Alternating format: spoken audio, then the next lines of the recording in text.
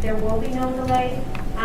But I, realistically, I expect there will be some. The question is how many have to go out and whether it's going to impact our ability to fully implement the 6 to 12 one-to-one on day one of school, or if there needs to be sort of a staggered plan. And we'll cross that bridge when we come to it. Like the whole year's been like that. So we're anticipating maintaining a supply within. I mean, are we? We're not selling back any of the machines that we currently have. No, it's really, yeah. So great question. I'm sorry I didn't fully answer your. No, that's fine. That was very. So yeah, in terms of elementary, we will supply parts. So my plan has always been, in terms of the capital plan that I laid out for you folks early on, which was that device access and availability is critical at all grade levels. Certainly, developmentally, the amount of time and devices you need is a little bit different. But it should not be a let's book the cart and wait a week before you can get it. We can't have that and have it integrated well into teaching. So what we have is in grade 1, in grade K, 1 and 2, we are preparing actually now and starting to roll out a center sort of collection of iPads, which is 6 per classroom. So each classroom will get 6 iPads. They can certainly share them among classrooms because we have very purposefully rolled out the same apps across all of those devices so that they can easily be grabbed. It's not like you have to wonder that this so-and-so has different applications. So we have those going out, and then in grade 2, they will share also a part of Chromebooks as sort of a second grade team in all the in each building. Grade 3 will share a part between 2 classrooms, and if there are 3 classrooms, they will have 2 parts. And grades 4 and 5 will have 1 part per classroom. So effectively 1-to-1, truthfully, in grades 4 and up. The take-home is grades 6 and up. Okay. And we don't sell them back because really they're worth keeping. I mean, you really end up, you want to squeeze all the value out of them that you can. And they run pretty well for a long time until they totally die. So it's just generally not worth selling them. Okay. A couple questions on the library. So genrefication is awesome, and knowing how students often use libraries is great. I am wondering a little bit about students in older grades who might need to do really specific research projects, where Dewey Decimal might have been helpful, or some kind of internal, within a genre, organizational system. I don't know what kind of options there exist for that. So, for example, in my class, if a student needed to, look up a particular, particular battle of World War II, right? I mean, that's, if you've got a broad U.S. history section, it might be hard to identify where to look in that catalog. Whereas Dewey Decimal might be able to point you in more direct solutions. I don't know if there's a yeah, sure. So to address your question, there are many schools that move to genreification strictly to their fiction section. Okay. So that is a thing. That being said, we're doing a whole thing. Okay. We're doing fiction and nonfiction. Again, when I think about our EL students, when I think about our whole student population, there is a trade-off. I understand what you're saying. However, if we do a digital cataloging system, and the system that we're looking at is very kid-friendly, we're looking at using a system called Absenteeism, which is used widely actually in the EU, less so in the US, but I'm all about blazing a trail, and I've done a lot of research, and I am very confident that this is the right decision. So we are going to be using that. What's really nice about it is it's a very kid-friendly search, very much like a Google search, where you don't have to spell something correctly. It will search even on, approximate spelling of authors or subjects, and the results are very clear, and that will guide students into the section. So there is still spine numbering and labeling. It's just a little bit different. So there's a color code that gets you into the section, and then there is a code for the author name and the I forget. There's like a pictures of the spines, but it is still labeled. It's just labeled differently, and again, more kid-friendly. I think the pictures aren't really big enough for me to show you that. But I think it is still navigable to that level of detail, particularly in conjunction with a search. So that's another reason why it's so important that we catalog all of this stuff. Yeah, I wanted to make sure that there was some kind of an internal system within genres that might help, and it sounds like There there is, yes. Yeah, it's not just like all the blue stuff goes here. No. Yeah. Yeah. And I guess, the last question, and I mean, certainly you and your team have done just, like, honestly heroic work this I year. suggested that we all put on capes, take Yes. a picture, and have it on the first slide. That was the suggestion. happy to talk about the cost of Just purchasing those saying. capes. So, I guess the question broadly is sort of where do we go from here, right?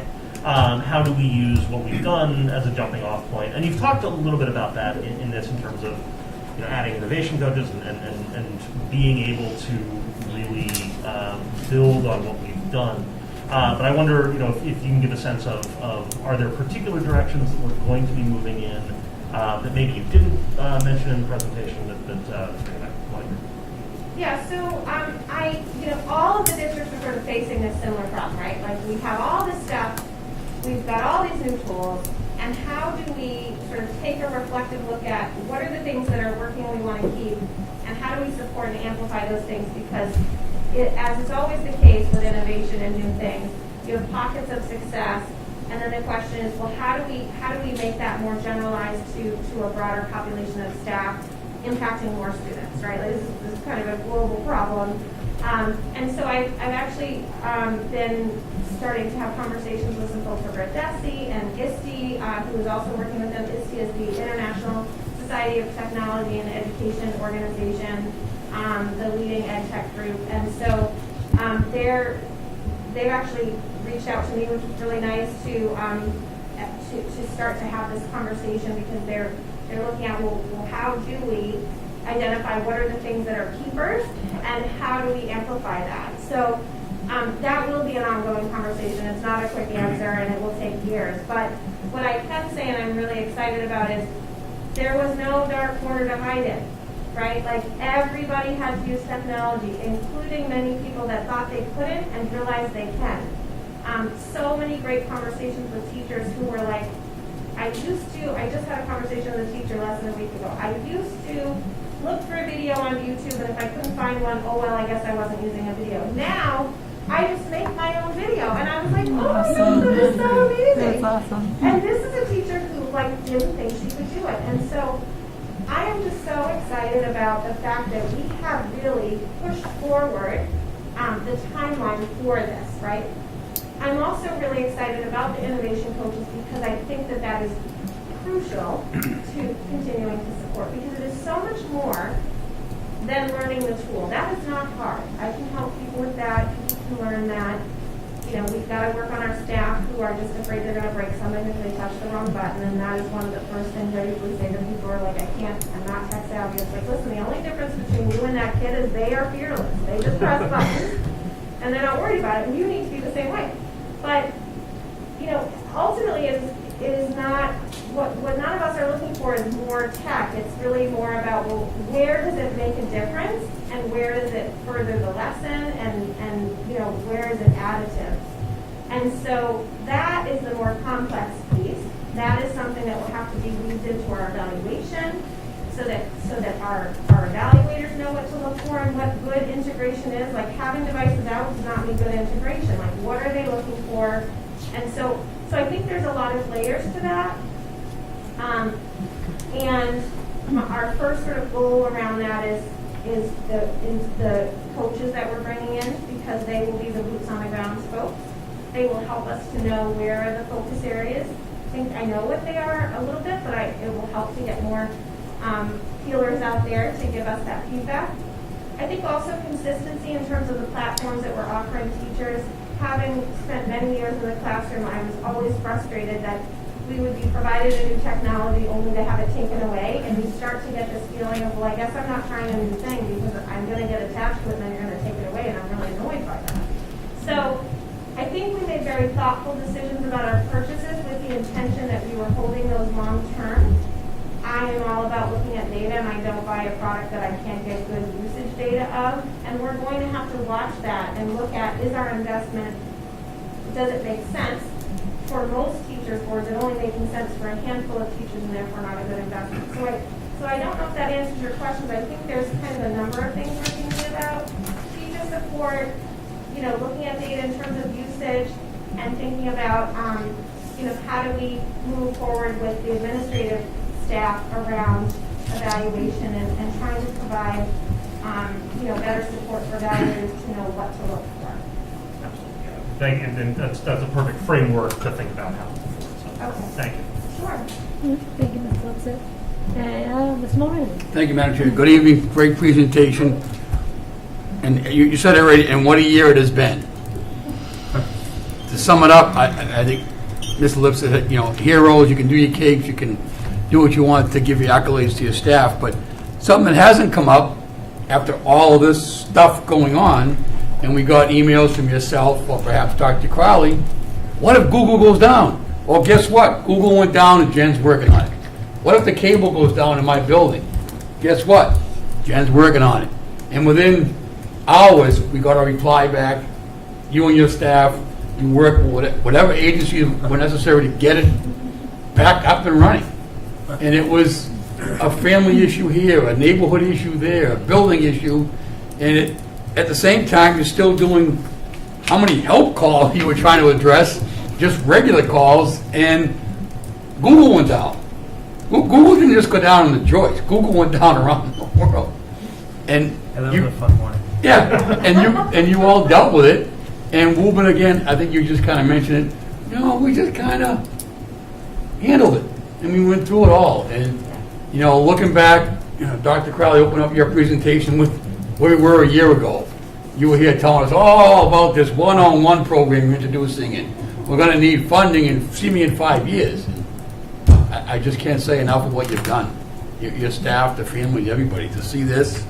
And again, keeping the families informed, either your department or Dr. Crowley, that it's kind of, we know we're remote, whether it's virtual kids or extended learning programs at the Y or the Boys and Girls Club or wherever, but families were aware of it. And they knew that someone within the system was working on it.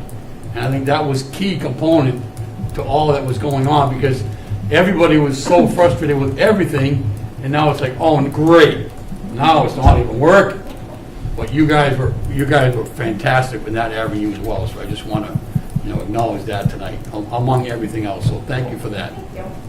Thank you, Ms. Moran. Anything else?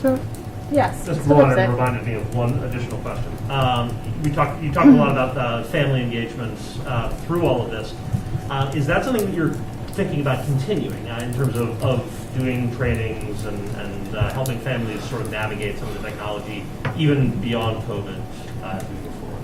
Yeah, so I think I would probably think about it looking a little bit differently. One of the ways that I've had success supporting families in prior districts that I think is appreciated is really more around helping families to understand and navigate what is very much a digital landscape for students around digital citizenship, online safety, things like that I think are front of mind for parents. And they're always looking for resources to sort of parent in this digital age, and so I think there are opportunities there. What we definitely learned through parent support is that it is not a one-size-fits-all. It's very difficult, even though it sounds like a great idea, for example, to create a video library of how to do certain things. For most people, they want you to sit with them or talk to them about their very specific situation and walk them through. Which is fine, but I think it helps to inform us about how to spend our resources and what are going to be better kind of group ideas and presentations versus what we need to plan on as more individualized assistance for families. Great. Thank you. Sure. Right. Anything else for Director Jenkins? No? Jen, I really appreciate you coming tonight. This was a great presentation, and I think what you're teaching us is that technology is an equalizer, can create more equity in accessing education, which, I didn't always see it that way. And so I'm just really inspired by, what's happened over the last year, and now we're seeing that it's absolutely essential. So I'm excited to see how you use these new positions, literacy coaches, and the technology people to further the education system. So it's going to be very exciting.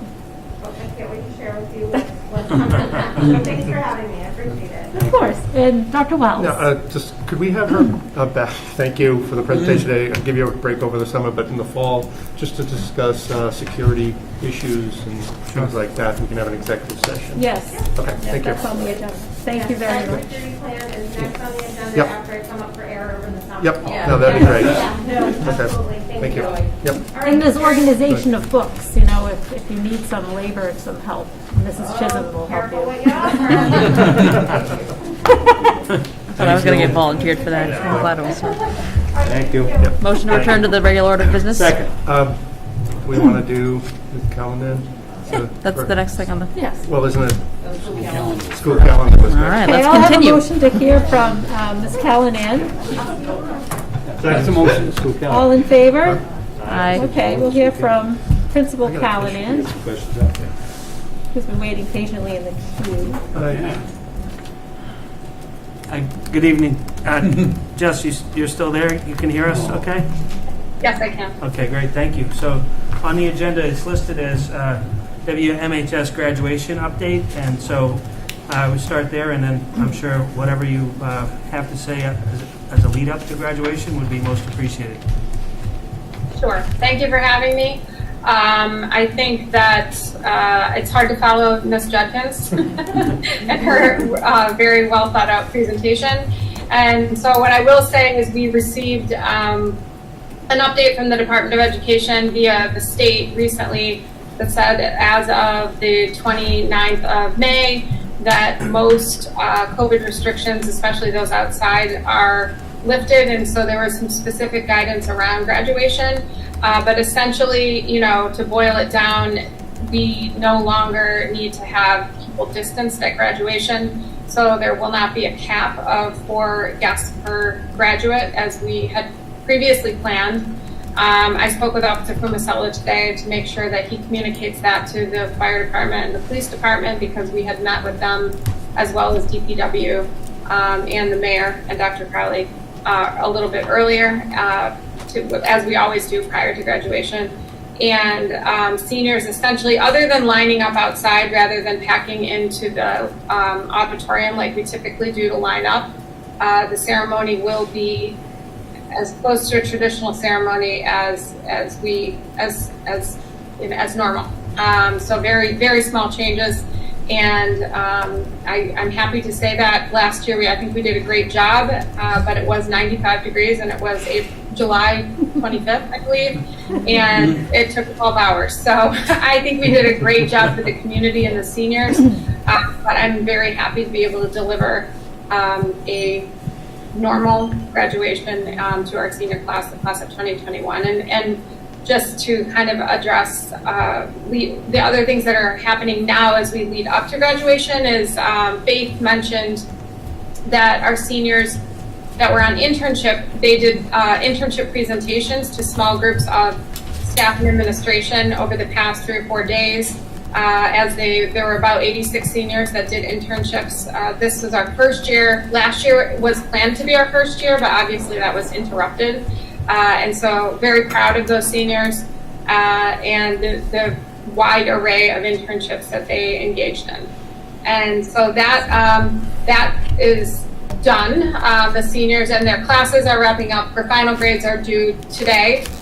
For seniors, I'm very proud of them. And then today we had our senior class day, which is when the yearbook is unveiled for the very first time. I don't even see it prior to today. It was dedicated to the community of Woburn, which I thought was a wonderful dedication considering all that we've been through over the past year and a half.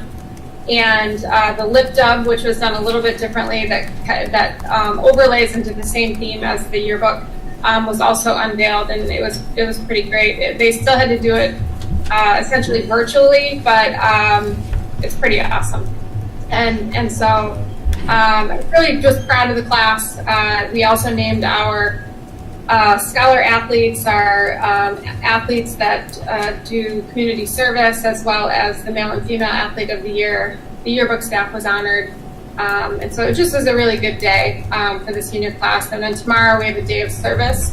We're working with the DPW and the Veterans Association to walk to one of the cemeteries closest to the high school and do beautification work in the cemetery, specifically around the veterans' gravestones, and place new flags at those stones prior to Memorial Day. And so that's a pretty cool thing that we're doing. Usually the kids go into their elementary schools, but since we had to kind of flip senior events around, this lined up with Memorial Day, so I think it's a great thing, and I really appreciate the DPW working with me to make something happen that's safe and the kids can be outside.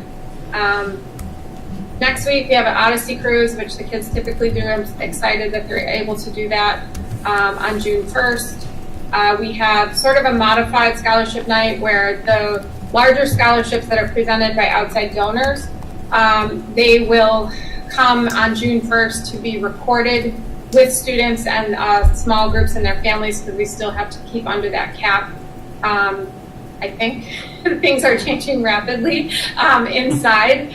And so we recorded the Dollars for Scholars names today in the Warren Scholarship. And so the Woburn Public Media Center, as always, is so awesome to us. And they are putting together a one presentation, one video that will go out on June 2nd to all families. It will be online. So any member and anybody that lives in Woburn will have access to it, or actually usually they do it on YouTube. So if you live in New Zealand and you want to watch the Woburn Scholarship Night, you can do that. And then on June 3rd, we're going to have our promenade. We did move the prom-like event to the high school because we had to make that decision to be able to host the whole class, and we're doing it in the back courtyard essentially. We're having food trucks, and the promenade's going to be outside in the football stadium. But we're making it happen, and everybody's pulling together at Woburn High to make it a really special event. The kids voted to have it be pretty formal. They didn't get a junior prom, so this is it for them. And so we're really excited to be able to do that. Then we'll do rehearsal on June 4th. The kids get their cap and gowns, pay up all obligations, turn in their Chromebooks, and then we will have the graduation ceremony on June 6th on Sunday at 2 o'clock, provided weather cooperates. So that's where we are. There's a lot of other things going on as well, but I'm happy to answer any questions about anything at the high school. Thank you, Principal Callahan. Any questions from the committee? Oh, I'm not seeing any. She's getting away with it. Thank you so much for that update. And we are usually all at the graduation, so we will see you there. Can't wait. And I know Mrs. Chisholm is very happy about the placement of flags. Yes. Yes. So I just want to comment that for her. Okay, thank you so much, Principal Callahan. Thank you very much for the update. Thank you, everyone. Have a good night. That's great. Okay, so I think we're finally going to vote on the school calendar. Got a couple of questions. Yeah, Ms. Sprague, are you going to present the calendar? I can. I just want to make one note on December, the half day. Yeah, it should be the 7th and it should be Tuesday. I don't know. What is it? On December, the half day, December, it should be the 7th and it should be Tuesday. So I'll make that correction before it goes out publicly. Okay. Or the release date, doesn't matter. All right. And you had some questions, Dr. Lewis? Yeah, I'm very worried at the end date. It's the 29th. It essentially means we have one day. If we have 7 snow days. That 29th includes That's the 5. I know it includes 5. That's what I'm saying. Because we can't go beyond July 1st.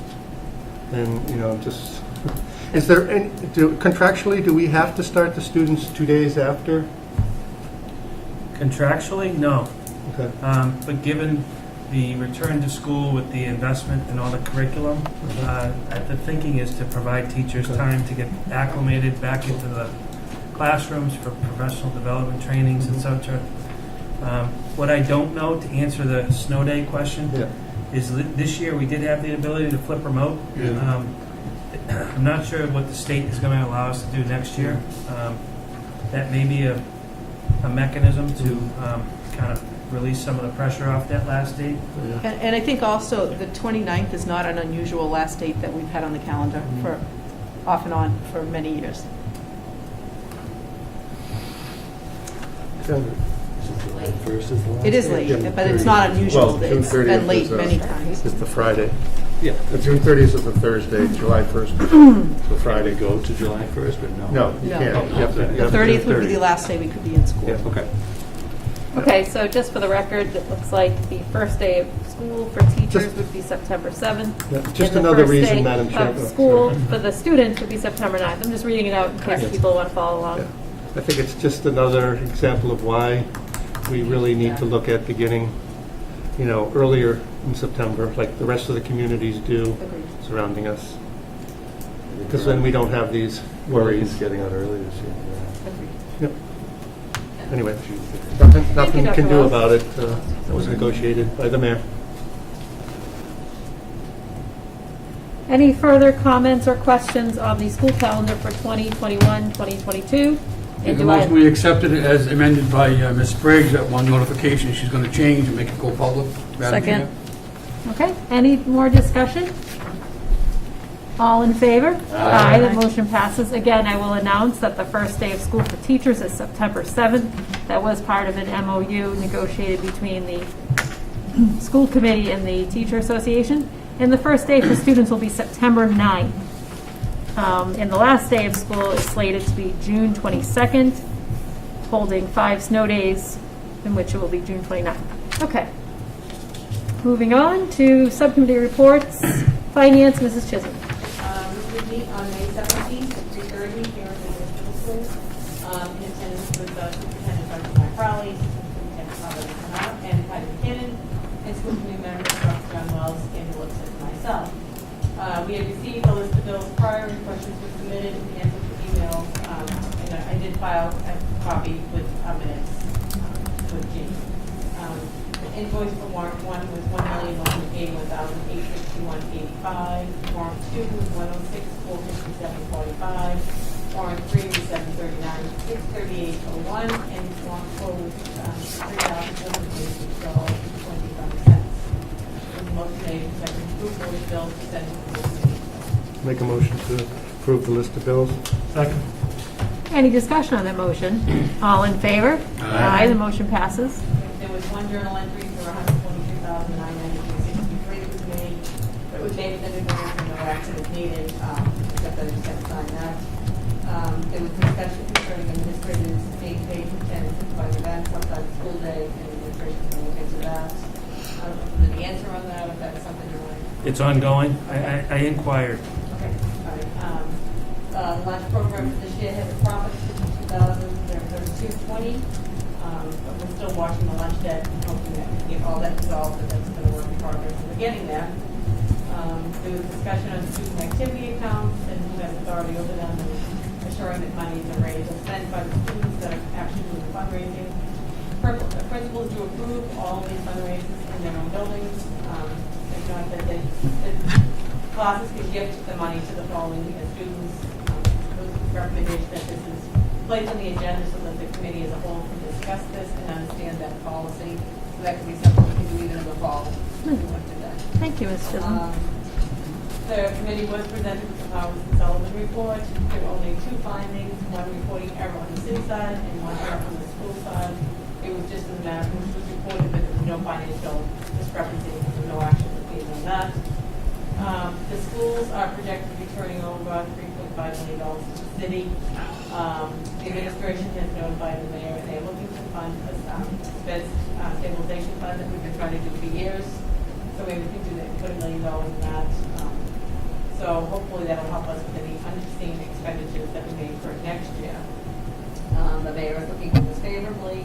The reason for this is the COVID-related, the transportation costs were down, special ed costs were down. So that's why we had it. It wasn't that we were over budget last year. So hopefully that'll do it. The meeting adjourned at 4 p.m. Thank you, Ms. Chisholm. Any questions for Mrs. Chisholm, Dr. Wells? Yeah, one comment. You mentioned about the student activities.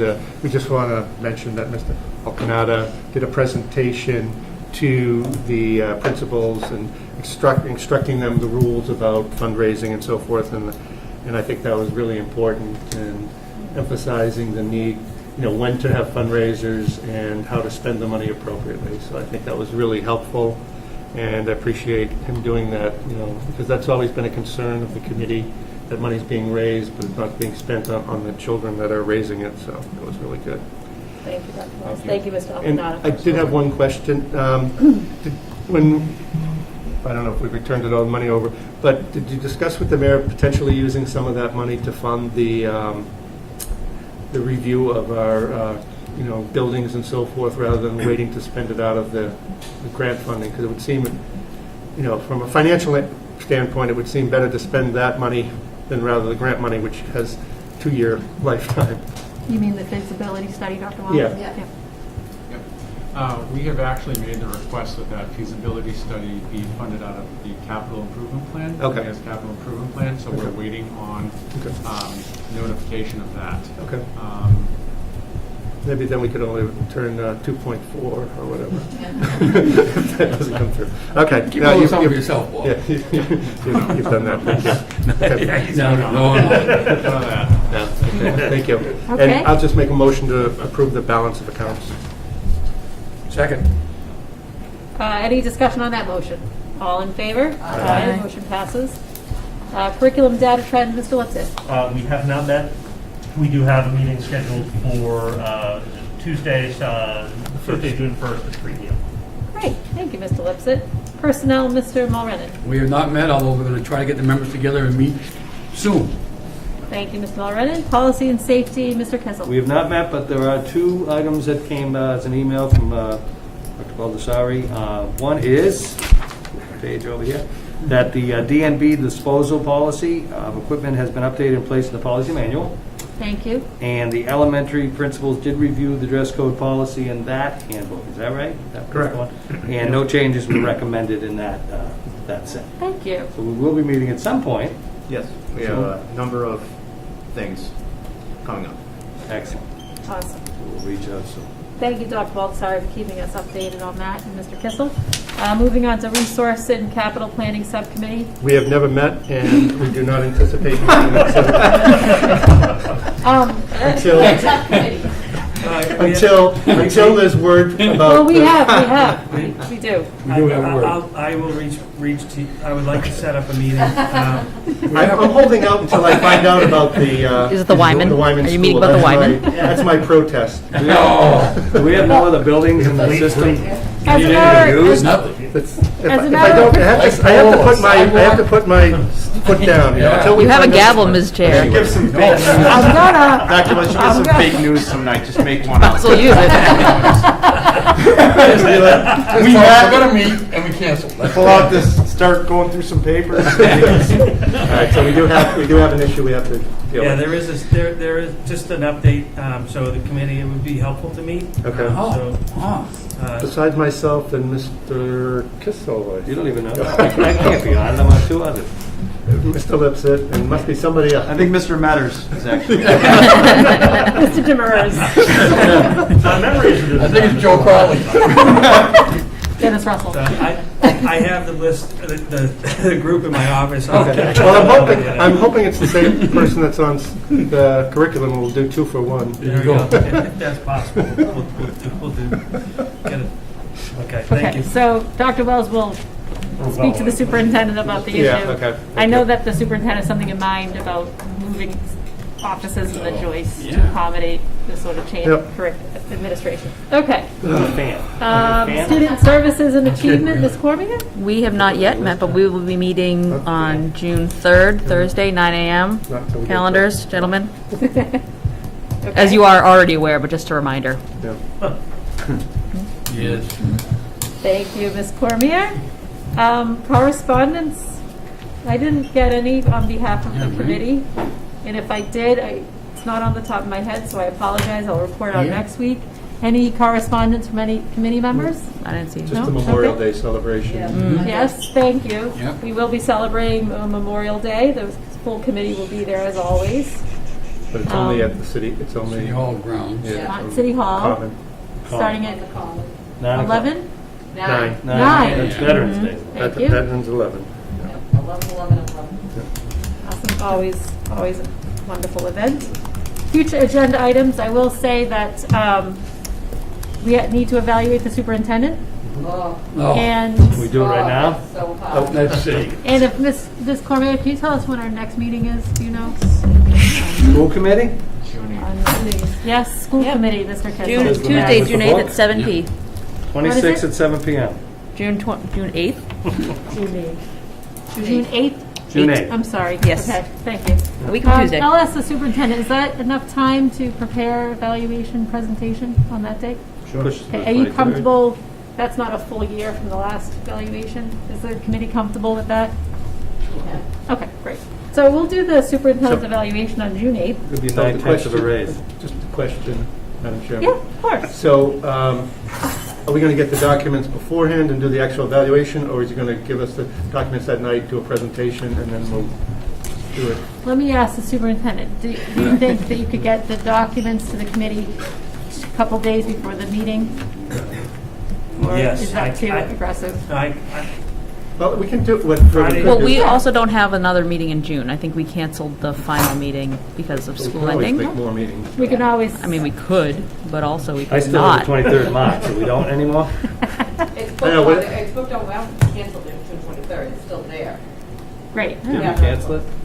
But All right, we so- don't usually I'm going to have it. Moosehead Lake the Okay. next morning. I'm Yeah. good with I will cancellation. preliminarily schedule it right now Yeah. for June 8th, and then I'll speak to the superintendent if these, Doesn't work, it doesn't work. It would be good if we can could always get it like move the it. Friday, Yeah. We do. yeah. Friday before the meeting. Okay, thank And you. remember, we have to do it live, unless we have a sealed envelope and we put the feedback in the envelope or something, but other than that, we have to evaluate the Yeah. superintendent when live.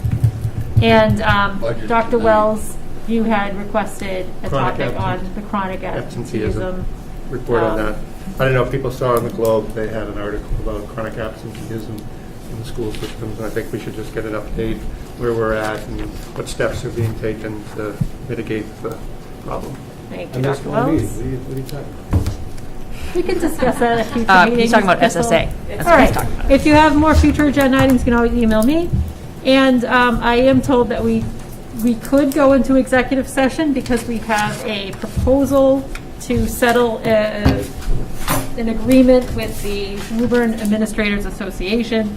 Do I have a motion to go into executive session for the purposes of strategy and collective bargaining and/or litigation?